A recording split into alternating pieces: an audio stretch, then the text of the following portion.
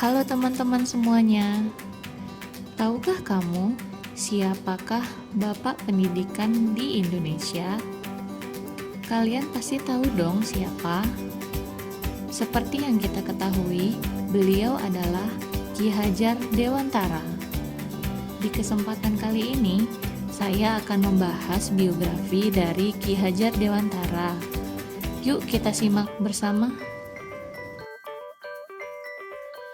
Memiliki nama lahir Raden Mas Suwardi Suryaningrat dengan panggilan masa kecil Sowardi. Beliau lahir di Yogyakarta pada tanggal 2 Mei 1889. Kita pasti tidak asing lagi dengan tanggal lahir beliau. Tanggal lahir beliau setiap tahunnya diperingati sebagai Hari Pendidikan Nasional. Lahir di dalam sebuah keluarga keraton Yogyakarta, beliau adalah anak dari pasangan Kanjeng Pangeran Haryo Suryaningrat dan Raden Ajeng Sandia. Ki Hajar Dewantara merupakan keturunan bangsawan kerajaan Sri Sultan Hamengkubuwono yang pertama.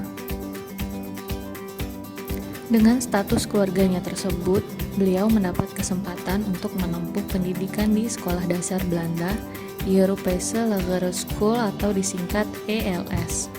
Di tempat ini, anak-anak asli pribumi dan keturunan Belanda berbaur untuk menimba ilmu. Sejak kecil, Ki Hajar Dewantara tergolong anak yang lincah, berani, dan mudah bergaul. Ia tidak malu berkenalan dengan anak-anak keturunan Indonesia Belanda. Alhasil, Ki Hajar Dewantara pun cukup fasih dalam berbahasa Belanda. Setelah lulus dan mendapatkan predikat terbaik, beliau melanjutkan pendidikannya di Sekolah Guru Yogyakarta atau Quick School. Kegemaran mempelajari ilmu pendidikan mulai terbentuk dalam pribadinya. Namun, ia hanya bertahan kurang lebih selama 1 tahun di sana. Pada tahun 1905, Ki Hajar Dewantara melanjutkan studinya di Sekolah Dr. Stovia, Jakarta. Selama berkuliah, ia aktif ke dalam kegiatan organisasi. Ia adalah anggota organisasi Budi Utomo yang pergerakan politiknya cukup dikhawatirkan oleh Belanda. Setelah aktif berorganisasi, ia juga mulai mengenal Sutomo, Daus Dekker, seorang keturunan asing yang mengobarkan semangat anti-kolonialisme, Cipto Mangunkusumo, dan tokoh pergerakan penting lainnya. Ia juga mendirikan Indicpartij bersama dengan Daus Dekker dan Cipto Mangunkusumo pada tahun 1912. Ketiga pendirinya dikenal dengan sebutan Tiga Serangkai. Dalam organisasi ini, beliau berperan aktif pada bagian propaganda dalam rangka membangun kesadaran rakyat Indonesia akan pentingnya persatuan dan kesatuan. Kesibukan aktivitas di luar kampus menjadi kendala dalam perkuliahan Ki Hajar Dewantara. Pada pertengahan tahun 1909, ia terpaksa keluar dari Stovia. Salah satu alasannya karena orang tua Ki Hajar Dewantara tidak mampu membiayai kuliahnya. Namun kegagalan itu tidak membuat Ki Hajar Dewantara putus asa. Ki Hajar Dewantara juga piawai di bidang menulis. Namanya kian populer di tanah air lewat tulisannya yang cukup berbobot dan kental dengan nuansa perjuangan serta pembelaan untuk kepentingan rakyat. Tidak menamatkan studi di Stovia, Ki Hajar Dewantara mulai bekerja sebagai wartawan dan penulis di sejumlah surat kabar karena kepiawaiannya. Di antaranya Midden Java, The Express, Kaum Muda, dan Cahaya Timur.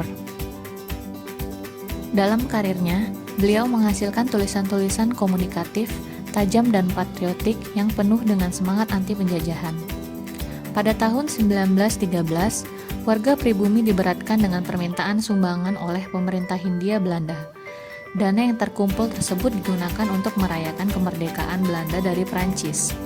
Kebijakan Hindia Belanda ini sangat menyinggung perasaan rakyat Indonesia karena mereka merayakan kemerdekaan di atas tanah bangsa yang mereka rebut kemerdekaannya, dengan meminta dana oleh rakyat yang kemerdekaannya terebut itu.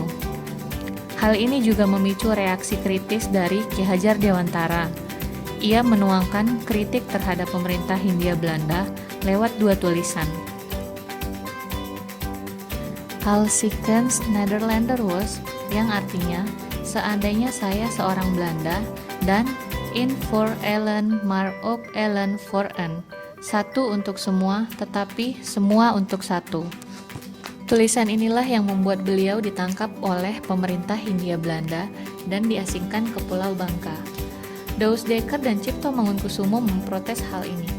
Akibatnya, 3 serangkai pun diasingkan ke Belanda.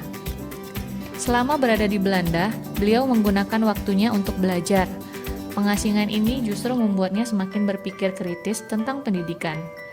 Beliau sempat mendapat Europese Akta atau ijazah dalam bidang pendidikan.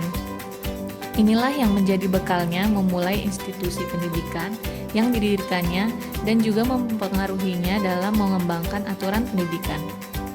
Saat masa pembuangannya selesai, pada tahun 1918, beliau kembali ke Indonesia dengan tekad untuk membebaskan rakyat Indonesia dari kebodohan.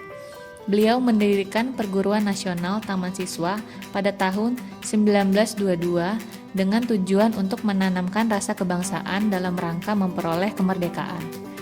Beliau memastikan seluruh anak pribumi tetap mendapatkan pembelajaran yang setara dengan kaum priai dan masyarakat Belanda di Indonesia pada saat itu.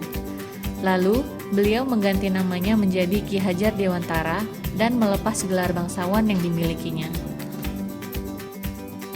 Setelah kemerdekaan Indonesia, Ki Hajar Dewantara diangkat menjadi Menteri Pengajaran Indonesia dalam Kabinet pertama Republik Indonesia. Beliau mendapat gelar Doktor Kehormatan dari Universitas Gadjah Mada dan dinyatakan sebagai Bapak Pendidikan. Ki Hajar Dewantara menghembuskan napas terakhirnya di tanah kelahirannya, Yogyakarta, pada tanggal 26 April 1959. Kini, meskipun Ki Hajar Dewantara telah wafat puluhan tahun silam, namun generasi muda wajib meneruskan semangat perjuangannya. Ada 3 semboyan Ki Hajar Dewantara yang sangat terkenal sampai dengan sekarang, yaitu Ing Ngarso Sung Tulodo yang artinya di depan menjadi teladan, Ing Madyo Mangun Karso yang artinya di tengah membangun semangat, dan Tutwuri Handayani yang artinya di belakang memberikan dorongan. Seperti kita ketahui, semboyan Tutwuri Handayani pun menjadi slogan dari Kementerian Pendidikan hingga saat ini. Itulah pembahasan biografi dari Ki Hajar Dewantara. Kita sebagai generasi muda di Indonesia harus mengingat perjuangan Bapak Pendidikan kita ya. Sekian video kali ini, salam sehat dan sampai jumpa.